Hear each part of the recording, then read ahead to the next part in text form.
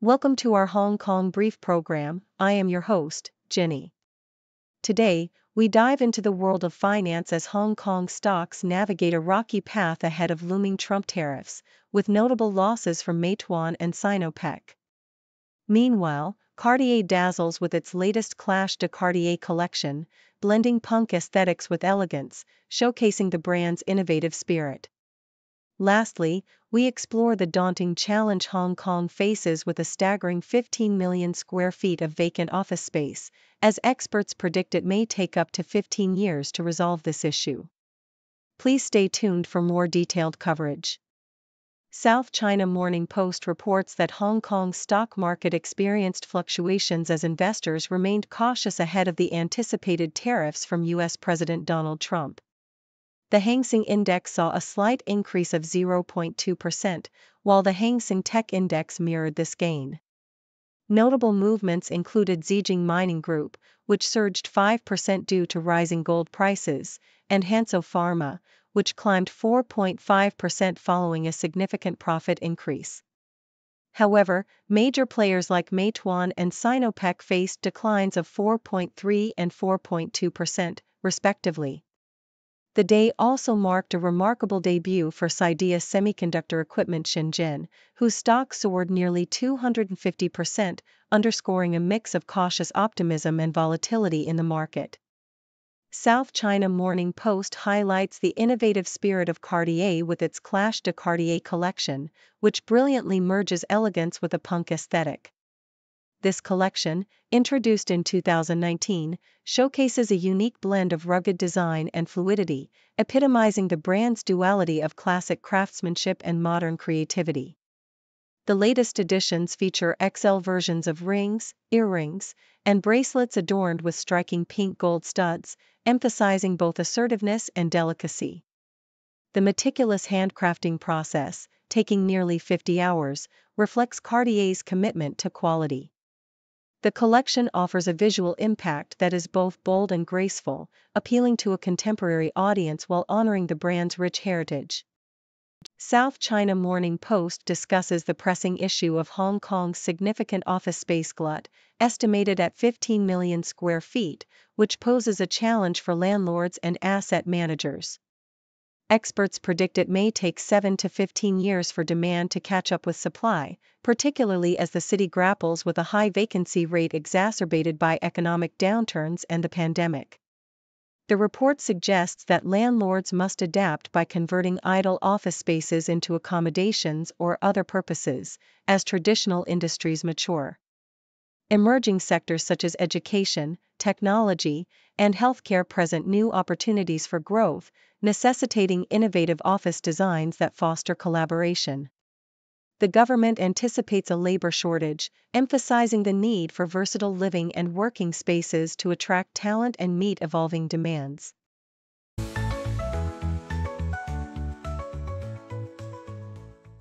South China Morning Post reports that Hong Kong's football team, under the guidance of coach Ashley Westwood, is making strides to redefine its narrative with a record-breaking winning streak.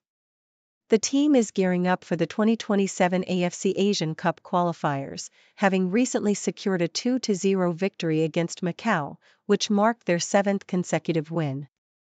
Defender Oliver Gerbig emphasized the importance of building momentum and staying competitive in a challenging group that includes India and Bangladesh. He reflected on past experiences at the Asian Cup, expressing determination to improve and achieve better results this time around. With a focus on teamwork and resilience, Hong Kong aims to change perceptions and establish itself as a formidable contender in Asian football.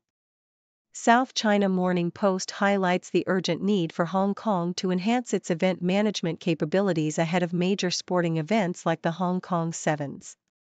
Recent incidents at the newly opened Kai Tak Sports Park, including unauthorized entry during the opening ceremony and a curfew mishap during the World Grand Prix, have raised serious concerns about the venue's management and the government's efficiency in facilitating large-scale events. Lawmakers are questioning whether the current regulations and communication protocols are adequate to prevent such issues from recurring. With the sevens approaching, there is a pressing need for improvement in crisis management and operational readiness to ensure a successful experience for fans and participants alike.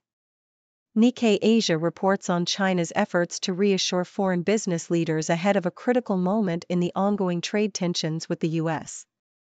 During the China Development Forum, Premier Li Qiang expressed optimism about the country's economic stability and pledged policy support to achieve growth targets despite external pressures. He emphasized the importance of collaboration and multilateralism, urging against protectionism as the U.S. prepares to impose further tariffs. As China's economy faces challenges, including a decline in export growth and rising youth unemployment, Li's message aims to bolster confidence among foreign investors who have been wary of China's regulatory environment. The government is committed to fostering a more welcoming business climate, promising new laws to support the private sector and improve market access for international companies.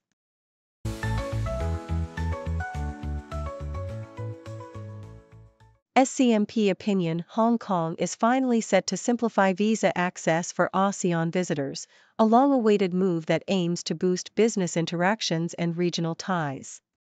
With ASEAN countries being the city's second-largest trading partner, the new visa scheme will enable business professionals and event participants from nations like Indonesia, Vietnam, and Thailand to easily visit Hong Kong.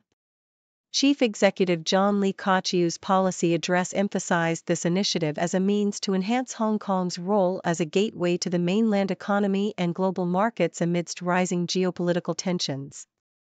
The introduction of dedicated immigration counters and self-service kiosks will ensure a smoother entry process, allowing ASEAN invitees to make multiple visits over 3 years.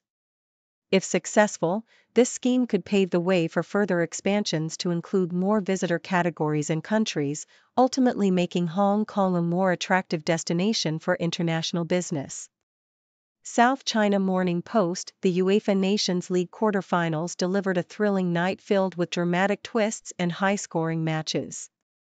Spain and the Netherlands played out a 6-goal thriller that ended in penalties, with Spain emerging victorious after a nail-biting finish. Meanwhile, France and Croatia also faced off in a tense match that concluded with spot kicks, highlighting the increasing excitement of the tournament.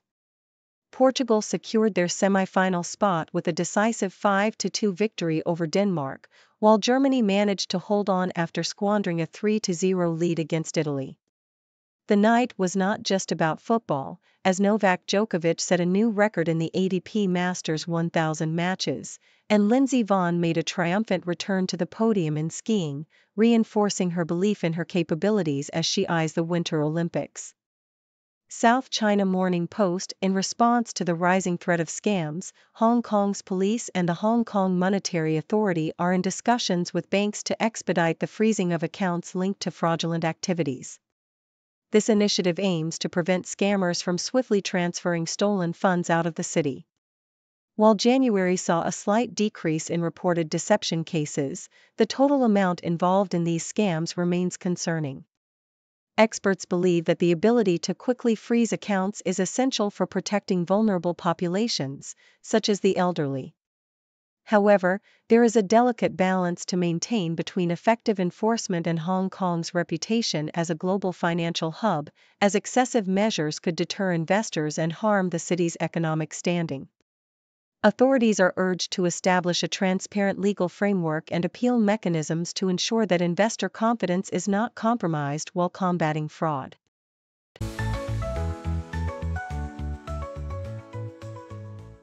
South China Morning Post reports that Ping An Insurance, China's largest insurer by market capitalization, is actively seeking to expand its life insurance and retirement care services in Hong Kong, as articulated by co-CEO Michael Guo.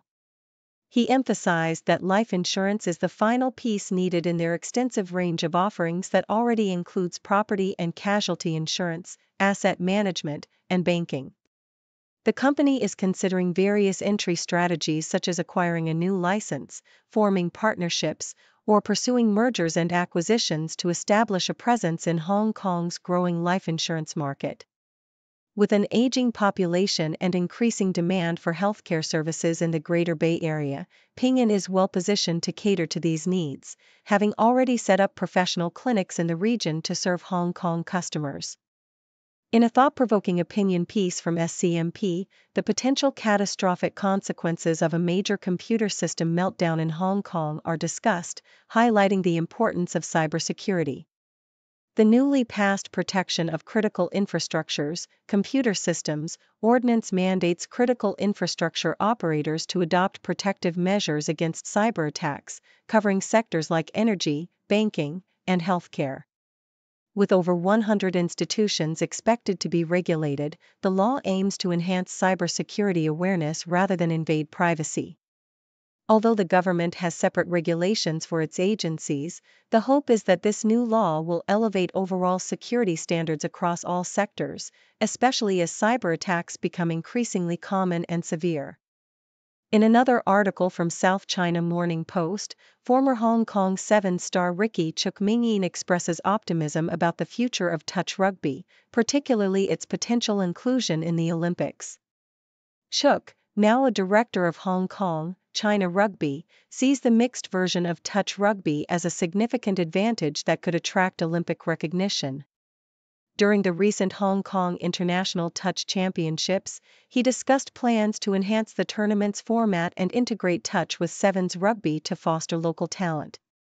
With growing participation and heightened competition from international teams, Chuk believes that touch rugby could achieve the same level of popularity as sevens, especially as the sport continues to evolve and gain visibility.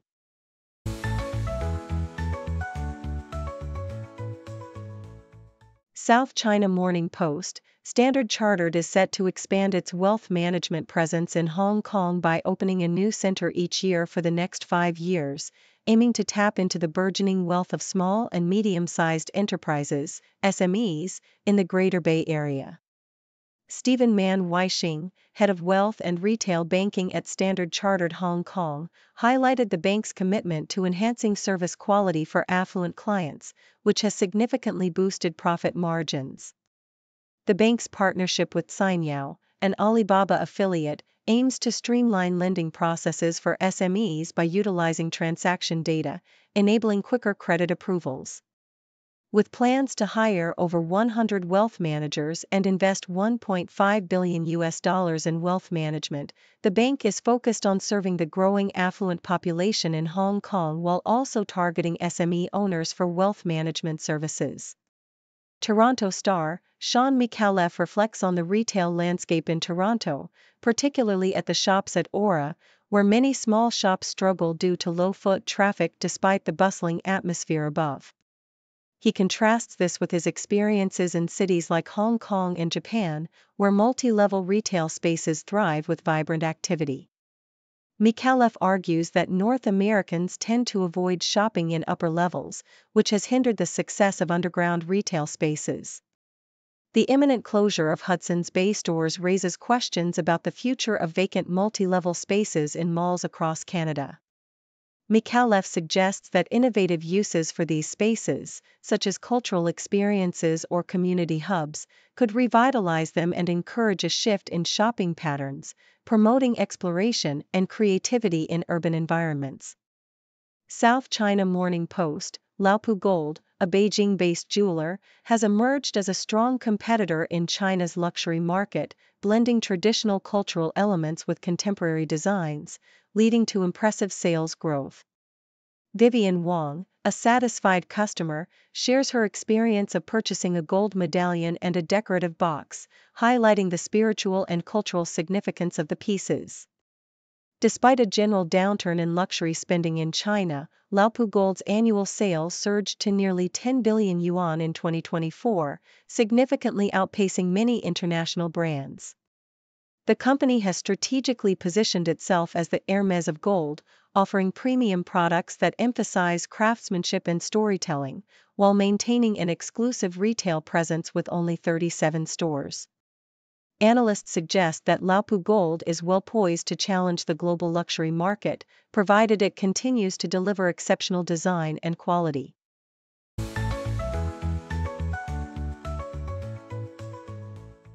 Thank you for tuning in. The content above showcases the latest briefing reports and analytical synopses, thoughtfully curated by the 6Do team. These insights stem from a wide array of reputable media outlets, think tanks, government sources, and specialized experts worldwide. We encourage you to explore these sources for a comprehensive perspective. Keep in mind that while the content may not always align with the official standpoint of 6Do Brief, it's not meant to be taken as absolute directives for decision-making. Comprising seasoned media professionals, learned scholars, and accomplished scientists, the 6Do team embodies a trailblazing, fully independent media entity.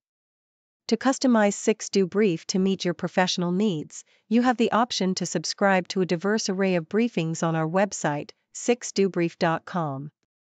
Regardless of your location, you can conveniently receive 6Do Brief via email.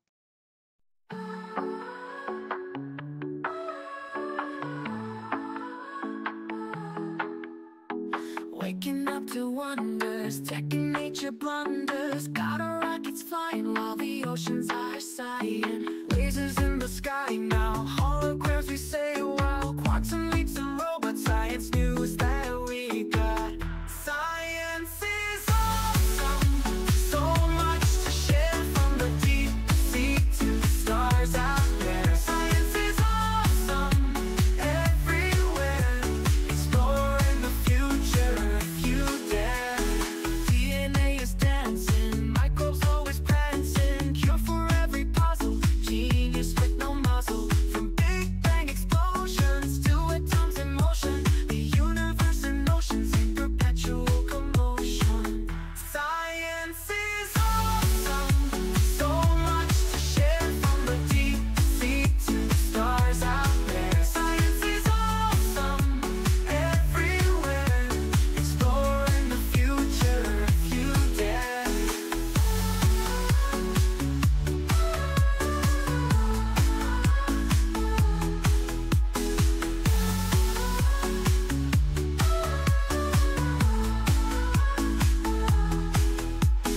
Silence in the sky now, holograms we say wow. Quantum leaps and robot science news that we got.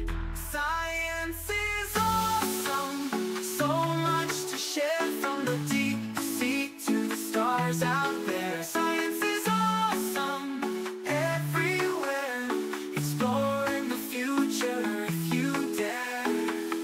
Science is